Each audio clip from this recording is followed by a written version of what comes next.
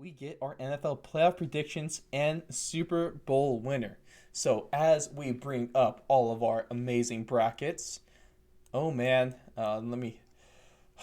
Would you let's okay? This is how we're going to do is we're going to start with our conference standings, okay, and Okay. then we're going to go into our playoff brackets. Sound good? Okay. Sounds All right. good. So I'm just going to go. I'll say them from seventh to one in the AFC. With the record, I have the Steelers at number seven, 9-7. Colts Okay. at six, 9-7. Number five, the Broncos, 9-7. Number four, the Texans. You guessed it, 9-7. Three, the Bills at 11-5. The Chiefs at two, and then the Ravens at one, 13-3 and 13-3. Both 10-2 in the conference. The website we both use, the one that most people use, is playoffpredictors.com. So it's just decides strength of schedule and stuff like that goes into it. But they're pretty much tied. But Mm-hmm. that's what I got. What is Okay. your conference? So for the AFC, I'm in somewhat of an agreement there. Mm-hmm. One thing that I cannot stand behind is I don't think the Texans are going to be good at all this year. I Mm, don't trust that offense anymore. They have three receivers that are professional at getting hurt every single year. And Deshaun Watson is incredible, mm-hmm. but his skill position players right now are nothing to write home about. I think the defense is not that great. Bill O'Brien is not a good coach, and they're going to struggle this year. So right now, the way I have it is I think the Broncos are going to sneak into the 7th seed. I think the Steelers are going to be the 6th seed. And the records on them. Well, now you got to make me really go into Yeah, doing do some it. research here.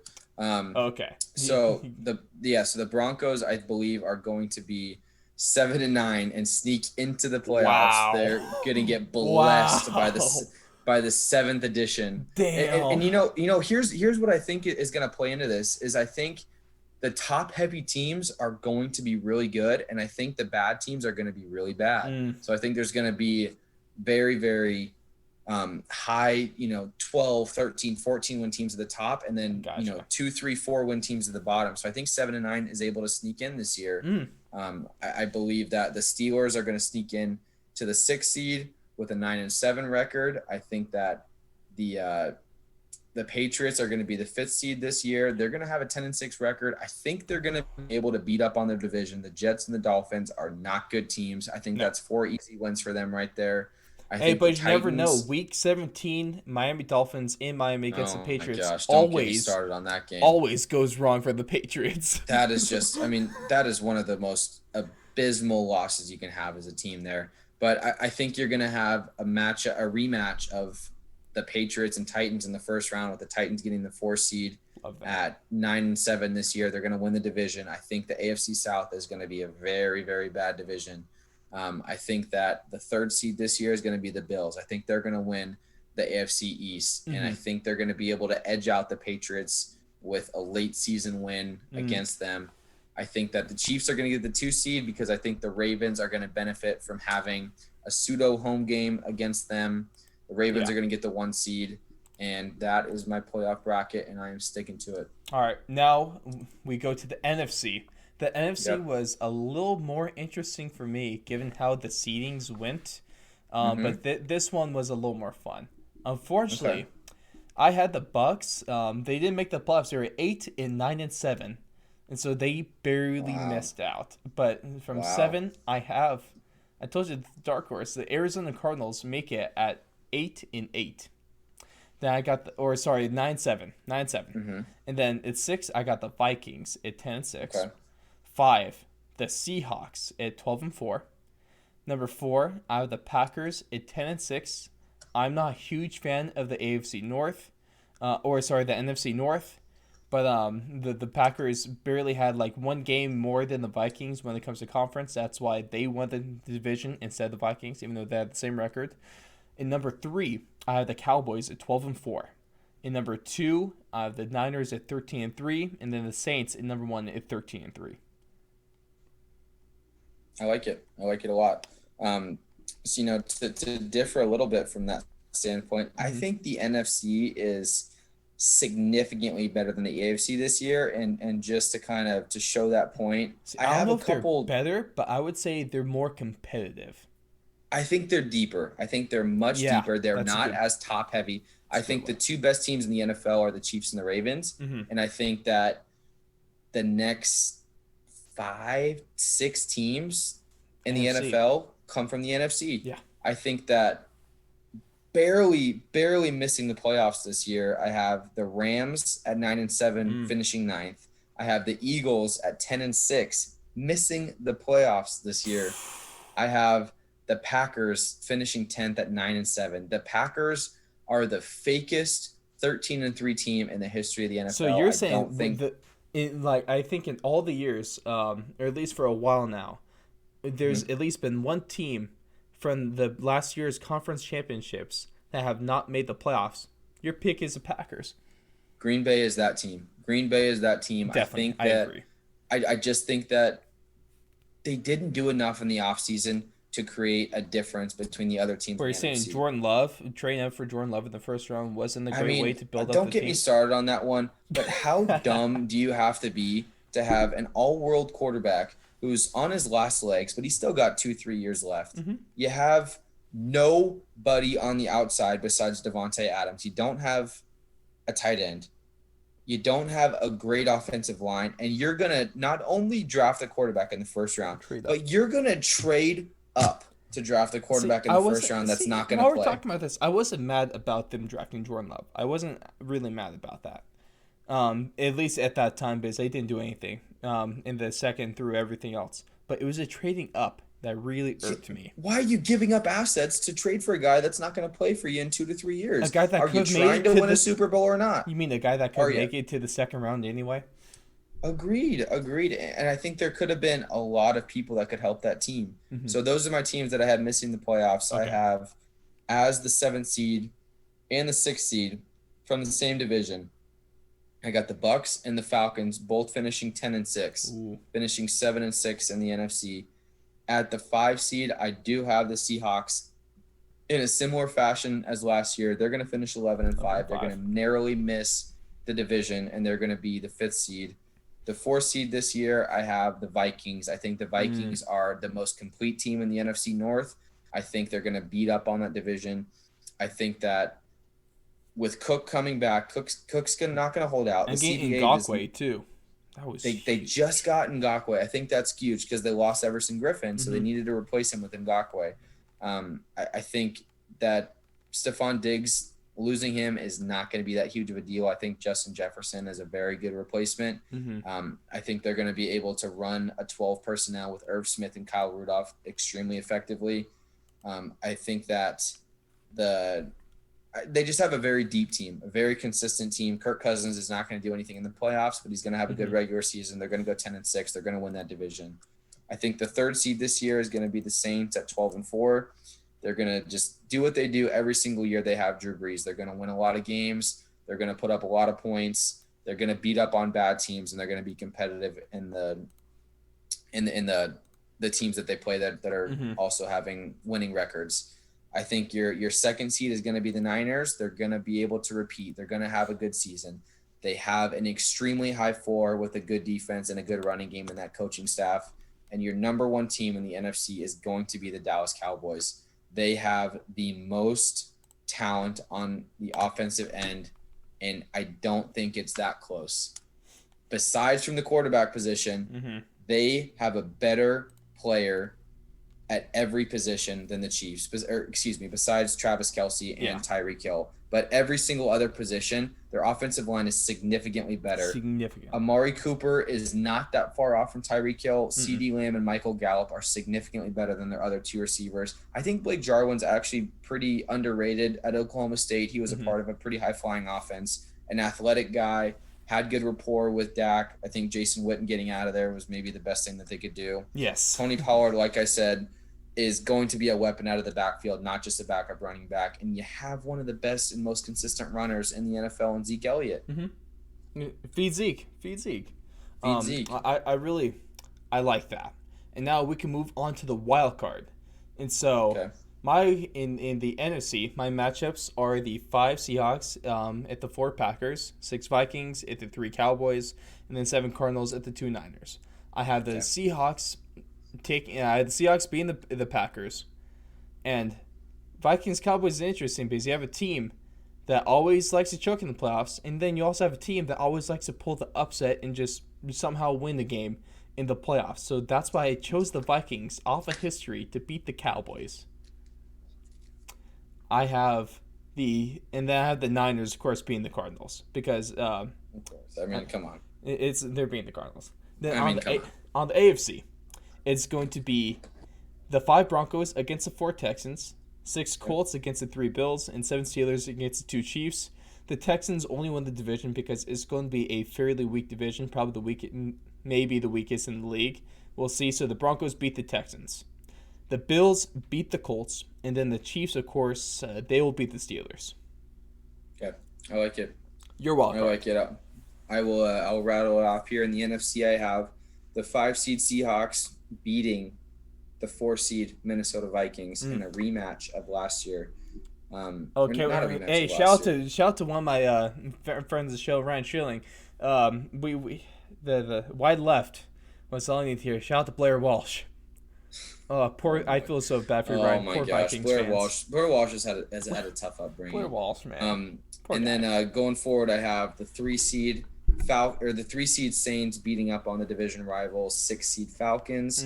I have the Niners in the Tom Brady Bowl beating the Tampa Bay Bucks, the 7 seed Tampa Bay Bucks.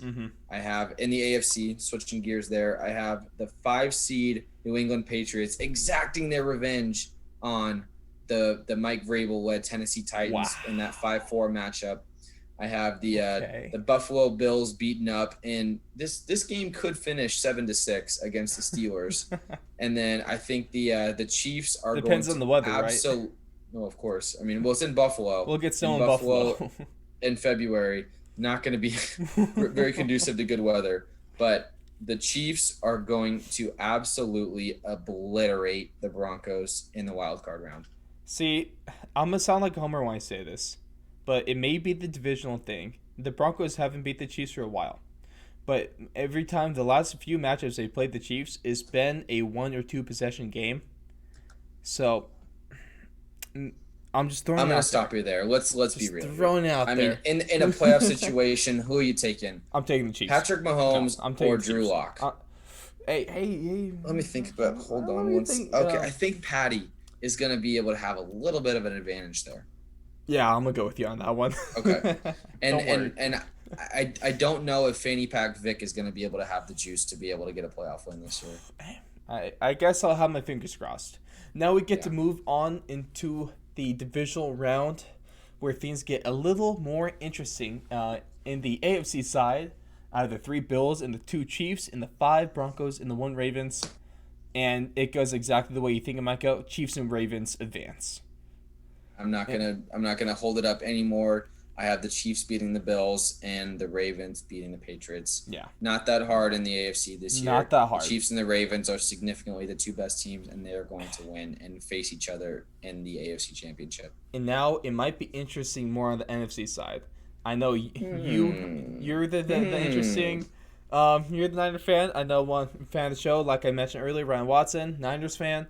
I know a number of you guys are Niners fans as well. So please don't dislike this, but hold that thought, because one of the matchups is the number 1 Saints and the number 6 Vikings. The Saints get their revenge on the Vikings. They don't have anything go down in overtime. They don't have some tiptoe back pylon catch. And so the Saints actually do it, and they actually beat the Vikings in the playoffs. That was a push-off, right? Yeah. That was a push-off. I think Kyle Rudolph pushed off. I think he had 2 hands on him, but I digress. You digress. The Saints, this might be the biggest hot take of the whole show. The Saints actually beat the Vikings in the playoffs.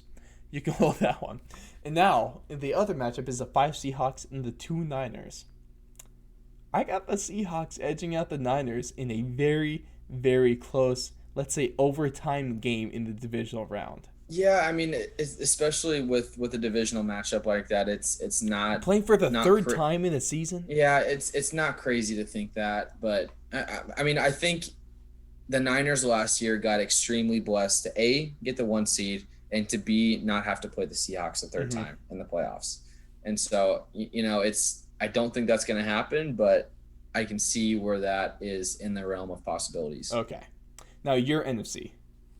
So in the 1 versus 5 matchup, I think the Dallas Cowboys absolutely obliterate the Seattle Seahawks. They put the old adage of the Cowboys choking in the playoffs to bed for at least this round. At least For at this. least this round, I think they obliterate the Seahawks. I think they're just talented at every position besides the quarterback position, and I think that's even extremely close. I think Dak and Russell have a similar skill set. Dak hasn't shown it obviously, but I think he's got enough help around him to be able to edge out the Seahawks in the divisional round. And then I think in the 3 versus 2 matchup, in a rematch of the most epic play that I've ever seen out of George Kittle, I think the Saints are able to beat the Niners in the divisional round. I hate saying it, but Alex, I when am you play, very proud of you for making that decision. it's hard. It's really hard to do, but it's hard to get back to the Super Bowl as the Niners this year, and why they do have a chance. They have a very very high floor this year. Mm-hmm. I don't know if they have the talent on the outside unless they make a trade to be able to compete with the offense that the Saints do. That's very, very fair. Now, Yeah. conference championships, one of the best weekends of the league, of the season. Oh, In the I'm so excited for it. Oh my gosh, the it's so AFC, close still. we get the 1 versus 2 matchup of the Ravens and the Chiefs. And the Ravens, hey, who knows? Late in January, knock on wood, we might have fans in stadiums, so this might change things. The weather, well, both of them play in bad weather, so hardly affect. But I got the home team Ravens edging out Big the trust. Chiefs. Big Big trust. And trust. it's because it's not going to be, they're going to help. It's not going to be Lamar Jackson ending the game. It's not going to be Andrews ending the game. It's not going to be Hollywood Brown. It's going to be Justin Tucker walking off against the Chiefs because he has ice in his veins and he Is this the doesn't matchup of the flinch. 2 best kickers in the NFL?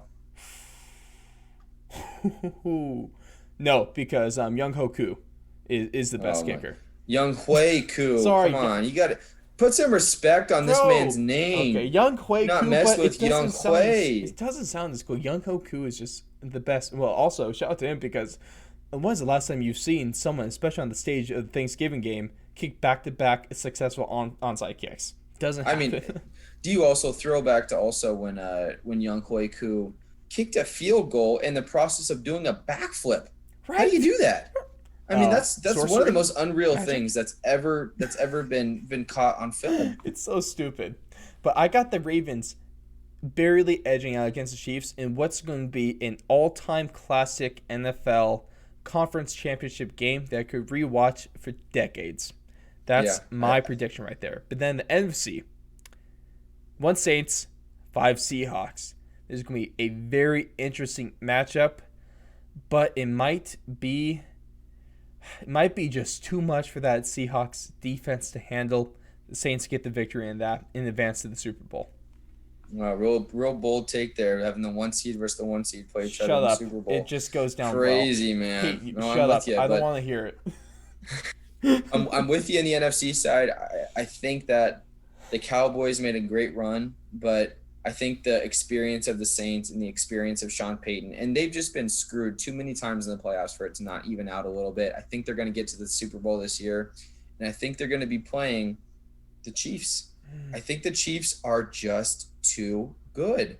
I think that the Ravens are a great regular season team. They're going to have what it takes to get 1 win in the playoffs. But when you go against Patrick Mahomes, you cannot put enough separation to feel good in that game. No. And he is just going to be able to pick apart that defense and get to the Super Bowl again. Yeah, that's totally reasonable right there. Mm-hmm. And now, the Super Bowl matchup. Your matchup is, I'm going to have you make your Super Bowl pick first. Go ahead. Oh my gosh! I mean, it's Pressure's just on. one of those guys again. Just the Chiefs are playing the Saints, and the Chiefs are going to win the Super Bowl again because they have the best player to ever play in the NFL, Patrick Mahomes. I mean, there's a reason why Patrick Mahomes got paid $500 million 500. over 10 years. I That mean, still it's just sounds so stupid. ridiculous, Every time it comes out of my mouth, $500 million. and he's underpaid still. He's still underpaid. It's so stupid. And we were talking about this before we started the podcast, but I mean, you could have given him any amount of money and he's still underpaid. He is that good of a Patrick quarterback. Mahomes becomes the first billionaire contract owner. I mean, it's just ridiculous, but he's too good. Patrick Mahomes in Leo given the contract is just given sole ownership of the Kansas City Chiefs. Still underpaid. Still underpaid. But I mean, I think it's not a hot take, nothing. It's just chalk city, but the Chiefs are too good. That's nothing wrong with that. My thing is that it's very hard and very rare that a team even makes it to the Super Bowl after winning it. It's a very hard thing to do, even if you have the exact same team. It's a challenge to make it back to the Super Bowl, let alone win it. And I'm not discounting the talent, not at all, because they have the talent to do it this year. If everyone stays healthy, of course. Even if a few people get hurt, they still have the talent to do it because they're that good. But I think in what would be Drew Brees' last season, when this does go down, he will retire a Super Bowl champion as they knock off the Chiefs in a very explosive, highly anticipated Super Bowl.